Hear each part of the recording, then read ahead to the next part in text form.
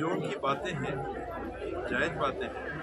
वो ज़मीन के मालिक हैं जिन्होंने अपनी ज़मीन नहीं थी, वहाँ पर आप ज़मीन उनकी अगर लेना चाह रहे हैं वो गलत है। वहाँ वो नहीं चाहते कि खदान खुले। यहाँ पर 3 खदानों की फ़िलहाल बात है। परसा कहते एक्सटेंशन 2 जो पहले से खदान चल रही है वो एक अलग स्थिति है। वहाँ का जो काम चल रहा है जहाँ पर अभी पेड़ की कटाई हुई है, ये पहले के शासन के समय, बल्कि कांग्रेस का शासन जब था दिल्ली में, यूपीए की सरकार थी, उस समय रमन सिंह जी ने यहाँ से इसके लिए प्रस्ताव भेजा था कोयला खदान की अनुमति के लिए। और ये कोयला चाहिए था राजस्थान के विद्युत मंडल, उनकी जो पावर प्लांट है उसके लिए उनको कोयला चाहिए। उसकी अनुमति जो मिली थी वो एक कहानी है कि वो जो पुराना ब्लॉक है वो चले या ना चले, उसमें पेड़ कटाई की बात आ रही है, उसकी पहले से स्वीकृति हो चुकी है, उसमें काम चल रहा है। 2 नए खदान जो बाद में दिए गए हैं उसका बड़ा विरोध कुछ गाँव से हो रहा है। लगभग मेरी जानकारी में 100% गाँव के लोग उसमें सहमत नहीं, खास करके फतेहपुर इत्यादि। यहाँ गाँव वालों से और मैंने कहा कि आपका अलग से हम राय ले लेंगे, गुप्त राय ले लेंगे, मतदान करा देंगे कि आप चाहते हो कि नहीं चाहते हो जमीन का, और उस हिसाब से हम लोग को भी पता चलेगा। क्योंकि कुछ लोग मिले जो कह रहे थे कि हम देना चाहते हैं, खदान हम खोलना चाहते हैं। लोगों की राय के अनुसार अगर 90% लोग एक राय के हैं, वो सरकार को बात माननी चाहिए। हमारे नए मुख्यमंत्री स्वयं आदिवासी समाज का प्रतिनिधित्व भी करते हैं, आज पूरे छत्तीसगढ़ का प्रतिनिधित्व कर रहे हैं, और वो भली भांति आदिवासी समाज के रीति रिवाजों को और आदिवासी समाज के जमीन से जुड़ाव को समझते हैं, जंगल को समझते हैं, जल जंगल जमीन को समझते हैं, महुआ को समझते हैं, तेंदुचार को समझते हैं, गांव के देवताओं को समझते हैं, देवी और पुरखों की बात को समझते हैं।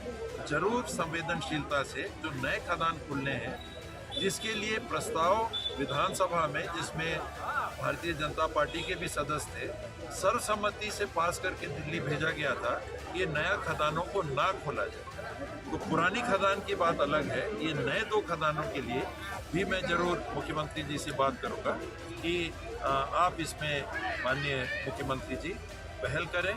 आदिवासी बहुल इलाका भी है, आप मेरे से ज़्यादा शायद समझेंगे आदिवासी समाज के बासिंदों का, लोगों का, नागरिकों का ज़मीन से क्या जुड़ाव है, जल जंगल ज़मीन से उनके अस्तित्व का क्या संबंध है, और दोनों नए खदानों को खोलने से रोकने की आप पहल करें। सर, ग्रामीणों को कुछ बंद है, इस प्रकार से अगर आप काम करेंगे, इस प्रकार से अगर प्रशासन काम करेगा, तो आप ये मान के चलिए कि स्थिति बिगड़ती है, बनेगी नहीं। आप लोग यहाँ थे, आपने सुना कि कुछ ग्रामीण रोषित भी हो रहे हैं।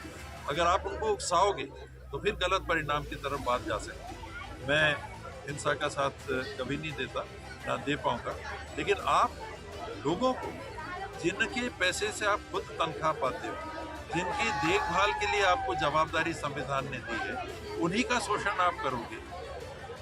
कपड़े उनने ठीक से नहीं पहने और उस हालत में आप उनको ले जाओगे। इतनी असंवेदनशीलता का अगर आप परिचय दोगे तो हल कभी नहीं दे सकते। आप दमन कर सकते हो, विद्रोह होता है ऐसे में, और स्थिति बिगड़ती है। तो समझना चाहिए, समझना चाहिए प्रशासन को भी। पढ़े लिखे लोग हैं, कलेक्टर, एसपी अनपढ़ लोग नहीं होते, इनको समझना चाहिए, और अपने अधीनस्थ जो अधिकारी हैं, कर्मचारी हैं, उनको ऐसे आदेश देना चाहिए कि पब्लिक को सर्वमान रखते हुए, आज कोई मुख्यमंत्री बनता है, प्रधानमंत्री बनता है, तो पब्लिक के मत से बनता है, अपने जन्म से नहीं बनता, अपने बूते पे नहीं बनता। पब्लिक आपको मौका देती है, और वही पब्लिक आपको आपकी तनख्वाह देती है। उनके मान सम्मान की रक्षा आप करो और फिर व्यवस्था बनाओ। तो ये बात मैं अवश्य जिला प्रशासन से भी कहूँगा। लास्ट सवाल था, लाखों पेड़ कट गए हैं, पर्यावरण को किस तरह से नुकसान हो रहा होगा?